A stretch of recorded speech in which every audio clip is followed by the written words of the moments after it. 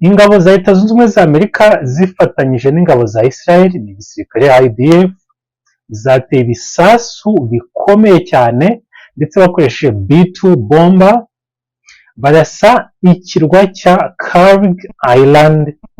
Ni ikirwa giherereye mu majyepfo, ahubwo ngo yari igamije kwegeka cya gitero kuri Iran kugira ngo ikomeze kugumura abanya-Iran babone ko leta yabo yatangiye kubica, noneho babone bigaragambye niba Amerika ishaka ko intambara irangira. Iran mu byifuzo bijya kuri 5 yatanze, 2 muri byo birakomeye cyane kandi abasesenguzi bavuga ko Leta Zunze Ubumwe za Amerika zitabyubahiriza. Icyifuzo cya mbere ngo ni uko Amerika igomba gusana ibyo yangije byose mu bitero yagabye kuri Iran.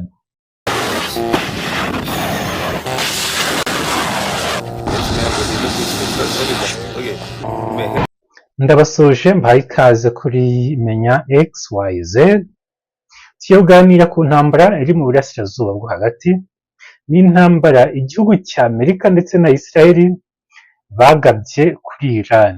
Turi ku munsi wa 15 w'iyi ntambara ikomeje guhungabanya byinshi cyane, yaba ku mutekano w'isi ndetse no ku bukungu bw'isi muri rusange. Uyu munsi Leta Zunze Ubumwe za Amerika zagabye ibitero bikomeye cyane kuri Iran. Ingabo za Leta Zunze Ubumwe za Amerika zifatanyije n'ingabo za Israel n'igisirikare IDF zateye ibisasu bikomeye cyane ndetse bakoresheje B2 bomba barasa ikirwa cya Kariga Island.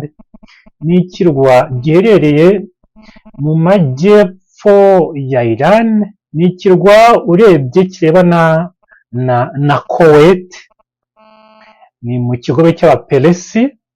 Icyo kirwa rero bivugwa ko ari cyo kirwa Iran yari ifitemo ibirindiro bikomeye cyane, ndetse banatekereza ko ari naho hari amamisire agendera mu mazi ashobora kuba yakwata ku bwato igihe icyo ari cyo cyose Iran yabishakira, kuko bavuga ko ayo misiri yamaze gutabwa muri Strait of Hormuz. Ariko nanone ni ikirwa kitegeranye cyane na Strait of Hormuz, ariko Amerika yavuze ko ibitero yagabye byari bigamije kwibasira ikigo cya gisirikare kiri muri kiriya kirwa. Iravuga iti nta bikorwa by'abaturage cyangwa ubuzima bundi bw'abaturage bwaba bwabyangirikiyemo. Iyo Amerika yabitangaje mu gihe imaze igihe ishinjwa kuba yarishe abana bagera ku 170, nubwo ibitangazamakuru by'uburengerazuba bivuga abana 110, ariko Iran yo ivuga ko ari abana 170 mu kigo cy'abakobwa. Ni abana b'abakobwa gusa, kandi tuzi ko uburengerazuba ubundi busanzwe buvuga ko Iran itajya yemera ko abagore biga. Iyo bavuga uburenganzira bwa muntu bavuga ko na Iran idatuma abagore biga cyane abakobwa, bakavuga ko abakobwa bagomba gukomeza bakaba mu ngo, akazi kabo akaba ari uko kwita ku rugo no kubyara no kurera abana gusa, mu gihe abagabo ari bo biga. Izo nazo ni accusations uburengerazuba bwifashisha bugamije kwangiza indi si itazi Iran, bakayangisha Iran, kuko ntabwo ari abantu bose bazi ngo Iran imeze ite, Iran ubukungu bwayo bumeze bute, Iran uburezi bwayo bumeze bute. Ndetse hari n'amaraporo agenda asohoka avuga ko ikigero cy'abakobwa biga muri Iran kinaruta ikigero cy'abakobwa bashobora kuba bajya ku mashuri muri Leta Zunze Ubumwe za Amerika. Tugarutse kuri iki gitero cyibasiye rya shuri ry'abakobwa, ni primary school, ni ishuri ritoya rwose ririmo abana bato b'abakobwa. Trump abibazwa yarahakanye, avuga ko igihugu gitagatinga abasivili mu bitero bya gisirikare ari Iran yonyine, mu gihe chef d'etat major ya Leta Zunze Ubumwe za Amerika ikuriwe na General Cain ndetse na military intelligence ya Amerika yaje gukora investigation icukumbura, basanga koko ari bo bagize uruhare mu kurasa rya shuri ry'abakobwa bakiri batoya. kandi ibimenyetso Iran yari yatangaje bari bagaragaje ibisigazwa by'ibisasu bya Tomahawk kandi ibyo byakoreshejwe na Leta Zunze Ubumwe za Amerika mu gutera kiriya gitero, ndetse bo bakavuga ko bibeshye bakitiranya ikigo cya gisirikare na rya shuri bakarigabaho ibitero mu buryo butateguwe. Ariko abasenguzi bakavuga bati oya, ntabwo Amerika yigeze yibeshya, kuko aho yarashe hose ni ahantu yari yagambiriye, ahubwo ngo yari igamije kwegeka cya gitero kuri Iran kugira ngo ikomeze kugumura abanya-Iran, babone ko leta yabo yatangiye kubica, noneho babone bigaragambye. Kuko na Trump akimara gutera biriya bitero yari afatanyije na Benjamin Netanyahu ni Israel, yarigambye avuga ko bagabye ibitero by'intambara kuri Iran, anakangurira abaturage ba Iran kwigaragambya ati ubufasha mwari mwararirimbye igihe kinini noneho mwabubonye, cyo rero mufate inzego za leta, akazi ni akanyu, mudufashe dukureho ubwo butegetsi bwanyu. Ibyo mu by'ukuri ni bimwe mu bigaragaza uko intambara imeze n'uko irimo irakorwa. Tugarutse kuri iki gitero rero Amerika yagabye ku kirwa cya Kag Island, hari ibikorwa byinshi rero byahangirikiye, kandi ibi nabyo ni ibintu bikomeje kwenyegeza ibiciro by'ibikomoka kuri peteroli kuba byazamuka, dore ko byazamutse ariko nanone bigomba kurushaho kuzamuka. Leta Zunze Ubumwe za Amerika rero bavuze ko ibitero byangije ibikoresho bya gisirikare bya Iran gusa, ko batigeze bagatinga umusivili, nyuma y'uko hari ibyo birego byo kuba barishe abana b'abakobwa. Ndetse n'itangazamakuru ntabwo byoroheye abanyepolitiki muri Leta Zunze Ubumwe za Amerika, aho babaza impamvu ndetse n'icyabateye kugira ngo batagatinge ishuri ry'abana noneho b'abakobwa. Nyuma y'ibi bitero rero kuri iki kirwa, Iran yatangaje ko iki gitero cyatagatingaga ibikorwa bya peteroli biri muri kiriya kirwa, kuko cya kirwa unarebye neza ni ikirwa kiri strategic, cyegereye Kuwait ndetse cyegereye na Iraq, ariko nanone ku rundi ruhande ntabwo kiriya kirwa cyegereye Strait of Hormuz, ntabwo biri kumwe. Ari nayo mpamvu Iran yavuze ati iki gitero ntabwo cyakigambiriye igikorwa cya gisirikare nk'uko Amerika ibivuga, ahubwo cyari kigambiriye stock y'ibikomoka ku mavuta ya peteroli iri muri cya kirwa, ariko cya kirwa nicyo ngo gisupurayinga amato menshi y'Abashinwa yaje gupakira peteroli mu buryo bwo guhombya Iran, ndetse n'Ubushinwa buza kuhafata peteroli. Iran yavuze iti tugomba kwihorera kuri ibi bikorwa by'ubushotoranyi bya Leta Zunze Ubumwe za Amerika, iti natwe tugomba gutagetinga ibikorwa bikomoka ku mavuta byose biri muri iki kigobe cya Gulf. Ubwo ni igihugu nka Oman, ni igihugu nka Bahrain, ni igihugu nka Iraq, birumvikana, ni igihugu nka Emirati Zunze Ubumwe z'Abarabu, ni igihugu nka Arabia Saudite. Ibyo byose ibikorwa bya peteroli Iran yavuze ko biri legitimate target, ko igihe icyo ari cyo cyose Iran igomba kubirasa. Iran yahise itangira kwihorera irasa amamisiri atandukanye ballistic n'amadrone ku birindiro bya Leta Zunze Ubumwe za Amerika n'ahandi mu bihugu byo mu kigobe cy'Abaperesi. Dubai yo ikomeje kuraswa cyane, sinzi impamvu, ariko impamvu ngo ni uko Leta Zunze Ubumwe za Amerika zihoperatinga ibikorwa bitandukanye bigamije kurasa Iran. Israel yo yavuze ko intambara iri mu cyiciro gikomeye.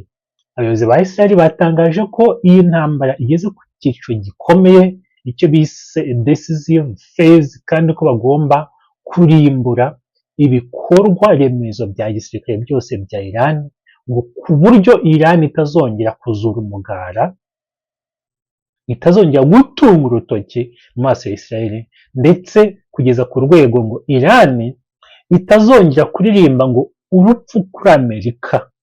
Mu mijyi nka Isfahan hagabwa ibitero bya B2 bomba, niyo hateye bya bitero by'amabank buster. Tuzi ko muri ya ntambara y'iminsi 12 hari nuclear power plants 3 za Iran zari zarashwe, harimo Isfahan ndetse hakabamo na Fordo.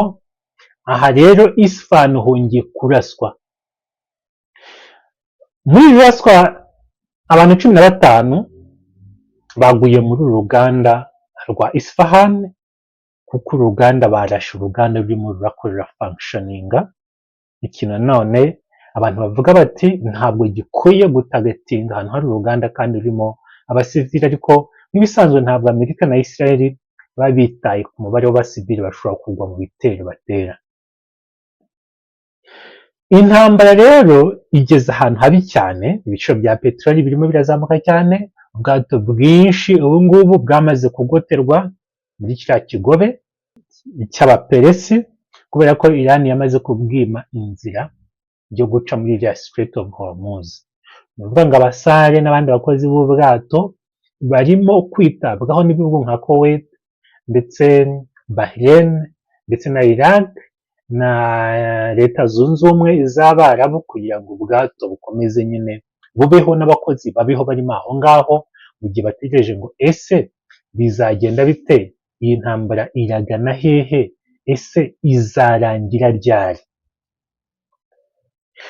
Ku nkuru yasohotse uyu munsi ya Reuters muri aya masaha y'igicamunsi, Reuters iravuga ko Iran yongeye kwanga agahenge. Iti leta zunze ubumwe za Amerika zikomeje guca mu bihugu bakeka ko ari inshuti ya Iran, ariko Iran yavuze ko idashaka agahenge. Ibi byongera bigashimangira rya jambo ryasomwe rya Mojtaba Ali Khamenei, umuyobozi w'ikirenga wa Iran, wavuze ko Iran ititeguye kumanika amaboko ngo niba Amerika ishaka ko intambara irangira. Iran mu byifuzo bijya kuri 5 yatanze, 2 muri byo birakomeye cyane, kandi abasesenguzi bavuga ko leta zunze ubumwe za Amerika zitabyubahiriza. Icyifuzo cya mbere ngo ni uko Amerika igomba gusana ibyo yangije byose mu bitero yagabye kuri Iran. Niba Amerika kugeza ubu iri gukoresha hafi ya miliyari y'amadolari, ako ni miliyoni zijya muri 900 buri munsi mu bitero, ibaze ayo masasi, ibyo bibombe bisukwa muri Iran, iyo mizinga yose, urumva yangiza ibintu bimeze bite, noneho mu gihe cy'iminsi 15. Icyifuzo cya kabiri ngo ni uko Amerika yakura baze militeri zose ifite muri biriya bihugu byo mu kigobe, kandi ibyo ngibyo nibyo biha Amerika gukomera muri kariya karere. Ibyo rero bakabona ko nanone Iran ari ukunaniza leta zunze ubumwe za Amerika, kubera ko Iran ifite icyo ishaka. Ishaka iki rero? Iran mu buryo bwayo muri strategic yafashe ibikoresho by'intambara by'igisirikare ndetse n'inganda zayo zose ibishyira munsi y'umusozi. Tufatamo umusozi nka Mont Kigali cyangwa nka Shyorongi, gucukura mu kibaya cyawo ugatambikamo indani, wajya nko muri metero 80 ukubakamo uruganda, arizo Iran yitwa missile cities, cyangwa imijyi iri munsi y'ubutaka ibitsemo ayo misile n'inganda zayo. Ni ibintu bihambaye, kandi ngo Amerika ntifite ubushobozi bwo gusenya izo nganda. Kubera iki? Kubera ko iriya bank buster, cya gisasu giterwa n'iriya bomba ya B2, byibuze ngo gifite ubushobozi bwo gupenetratinga muri metero 60. Akenshi bamwe bakavuga 40, ahubwo ko isandara riturika rishobora kubera muri metero 20. Imisozi ya Iran rero akenshi igizwe n'amabuye, ku buryo abantu benshi bemeza ko uruganda ruri muri metero 100 munsi y'umusozi, ko ziriya bank busters ntacyo zakora kugira ngo zidestroyinge inganda ndetse n'ububiko bwa misile bwa Iran. Icyo rero ni ikintu abantu bavuga bati Iran irimo kwanga agahenge, ifite byinshi yiringiye, ishaka gutanga isomo nk'uko yabyivugiye, ngo ku buryo Amerika na Israel mu mateka bazabyigisha abana babo, kandi ko batazahirahira kongera gutera Iran. Propaganda zo muri West zavuga ko Iran ifite misile 3,000, ariko kuva intambara yatangira izi misile Iran imaze kuzikoresha, kandi bo ubwabo bivugiye ko bafite misile, kandi izo misile ko zibaha ubushobozi bwo kurwana amezi 6. Twabonye ko za stockpiles za biriya bisasu by'ama interceptors leta zunze ubumwe za Amerika ko bigenda biyanga, ko Amerika ari nayo mpamvu iri gusaba agahenge kubera ko ubwirinzi bwayo intambara ikomeje ikagera mu kwezi mu mezi abiri ko Amerika itaba ikishoboye mu bijyanye n'ubwirinzi, kandi Iran yagaragaje urwego ruhambaye ko n'ibisasu byayo bipfumura buriya bwirinzi kuva muri Iran. Hari amato ari mu bigobe bigaca muri Iraq, bigaca muri Syria, bikajya muri Jordania, aho hose hari ubwirinzi. Noneho ari amato ari mu nyanja ya Mediterane agafatanya n'ubwirinzi butandukanye bwa Israel gukumira biriya bisasu, ariko biriya bisasu bikanga bikagera ku ntego. Hari amashusho yagaragaye y'urugo rwa Benjamin Netanyahu, barurasheho rwose, urugo rwose bararusenya ku buryo wabonaga ari ibikuta bisigaye ibindi byarambaraye. Hari na footage ya video bavuga ko yashyizwe hanze na RGC igaragaza ko Benjamin Netanyahu yapfuye, ariko abaverifyinga bakabona ko ayo mashusho ari amashusho ashobora kuba yakozwe na AI. Ariko kugeza ubu ngubu abantu barimo kwibaza ubuzima bwa Benjamin Netanyahu, kubera ko n'ijambo yashyize ahagaragara ejo, bagaragaye muri footage y'iryo jambo Netanyahu afite ikiganza cy'intoki eshanu, bagaragaza no mu kanwa, bakavuga bati ese iyi video ntabwo yaba ari iya AI? Ese koko Benjamin Netanyahu yaba ari muzima? Ese yaba yapfuye? Ese urupfu rwa Netanyahu rwaba arimo ruragirwa ibanga? Ariko nanone ntabwo urupfu rw'umuyobozi ukomeye nk'uriya rwagirwa ibanga, kubera ko twabonye no muri Iran umuyobozi w'ikirenga apfa, nubwo babanje kwerekana gato ariko barabyemeje, nyuma babitangariza rubanda rukurikiriye, nubwo nta kirego mu by'ukuri cyabaye. Ni naho leta zunze ubumwe za Amerika na Israel bagaragaye ko bibeshye, kubera ko bari bazi ko ibitero bya mbere biri bwica umuyobozi w'ikirenga n'abakuru b'ingabo bya gisirikare, none bakabona ko igihugu kigiye gucanganyikirwa, harabura umuntu utanga oda, ariko bizwi ko umuyobozi w'ikirenga ari we uhita atanga izindi nshingano ku bandi bayobozi bandi, ariko siko byagenze. Ibitero byarakomeje kugeza aho Council of Experts muri Iran yaje guterana, nubwo byari bigoye hagati y'ibitero bya Israel na leta zunze ubumwe za Amerika, ariko byarangiye bateranye bemeza Mojtaba Khamenei, umuhungu wa Khamenei wa kabiri, umuhungu wa kabiri ntabwo ari we w'imfura, bamugira umuyobozi w'ikirenga. Kabone n'ubwo ubu hakomeje nanone amagambo avugwa n'ibinyamakuru byo muri Burengerazuba, yaba leta zunze ubumwe za Amerika, avuga ko ashobora kuba yakomerekeye mu bitero, abandi bakavuga ati ashobora kuba yanacitse akabura, ariyo mpamvu adashaka kwigaragaza mu ruhame. Ariko nanone abandi bati ahubwo ni ayo magambo yo kugira ngo yigaragaze mu ruhame kuko noneho abe target babe bamurasa. Twabonye ko banashyizeho igihembo cya miliyoni 10 leta zunze ubumwe za Amerika yagishyizeho umuntu wese uzatanga amakuru y'aho Mojtaba Ali Khamenei, umuyobozi w'ikirenga wa Iran, ari mu by'ukuri. Bavuga ko yihishe nk'imbeba. Ni imbwirwaruhame ubwo minisitiri w'intambara muri leta zunze ubumwe za Amerika Peter Hegseth arimo yakira ibibazo by'itangazamakuru, akavuga ko ubuyobozi bwa Iran ari ibigwari, ko byihishe mu mwobo nk'imbeba.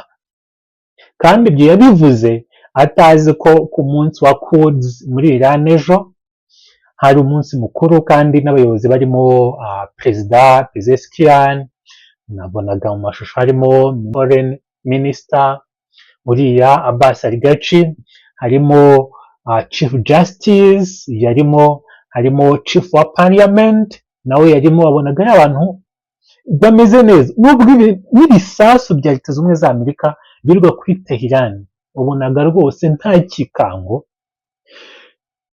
Abantu bakavuga ati urupfu rwa Ayatollah Khamenei ati rwatumye abanya-Iran bongera kunga ubumwe, kuko ngo n'urubyiruko rwigaragambyaga n'abariya abanyeshuri ba kaminuza baravuze bati ese koko aba badushuka batangiye kutwicira abantu? Ese si ukudushuka? Ese nitwisamburiye igihugu ntibaje igihugu cyacu bakakigira nka Iraq ndetse na Afghanistan? miscalculations abantu baba bavuga rero ngo ni igitekerezo cya Benjamin Netanyahu ndetse yagejeje kuri Trump ubwo muri Iran hadukaga imyigaragambyo abantu batari bishimiye uko ubukungu bwari bumeze ndetse n'ibura ry'idolari bakavuga ati uwafatirana iki kintu muri imyigaragambyo akica umuyobozi w'ikirenga ati none imyigaragambyo igasara tukabona twakuraho ubuyobozi ariko ibyo byose bumvuga ko bazakoresha urubyiruko rw'abanya-Iran ariko ibyo byose byarabapfubanye. Perezida Pezeshkian yavuze ati war ends only when Iran's rights recognized. Ati intambara igomba kurangira byonyine igihe uburenganzira bwa Iran bwubahirijwe. Uburenganzira rero ni iki? Bafite uburenganzira ku mutungo bwo kwishyura ukizana ndetse n'uburenganzira ku byabo, niyo mpamvu basaba ko ibyangijwe byose muri ibi bitero bigomba gusanwa. Ibyo byaba bivuze iki? Bivuze ko Amerika yakwemera na Israel iti turemeye turatsinzwe, none Iran igatanga fagitire y'ibyangijwe byose, Amerika ikagena uburyo izabyishyura, kandi icyo kintu Amerika ntabwo yagikozwa kubera ko n'amafaranga arimo aragenda muri iyi ntambara ni menshi, n'abanyamerika ntibumva impamvu y'iyi ntambara, kabone n'ubwo aba elite muri Amerika ya deep state bavuga ko nubwo Trump aba yikakasa kuri leta ariko si we ahubwo aba yashyizweho kugira ngo agire ibyo akora kandi abibwirijwe n'abari abantu baba bayobora mu by'ukuri bibereye inyuma mu gikari, ngo barimo abayahudi benshi cyane mu miryango ya Illuminati, Rothschild ndetse n'indi. Yani yari yatangaje ati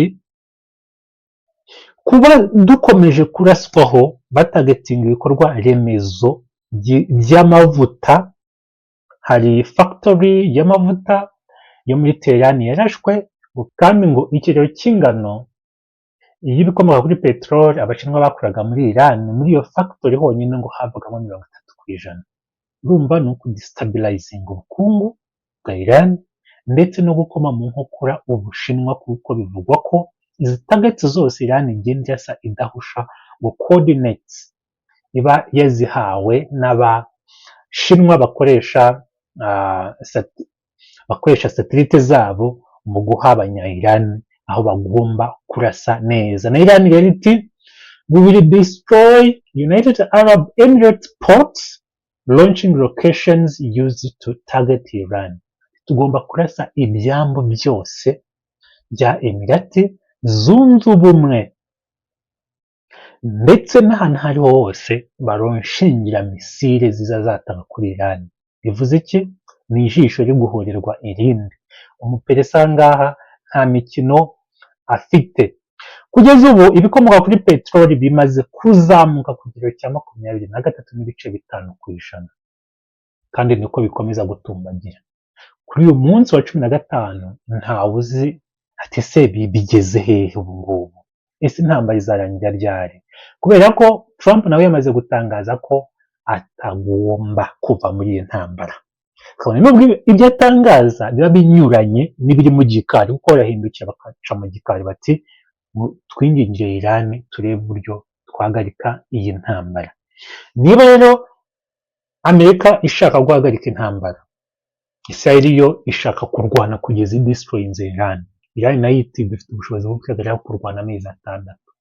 Ibi ni ikimenyetso cy'uko iyi ntambara itagiye kurangira.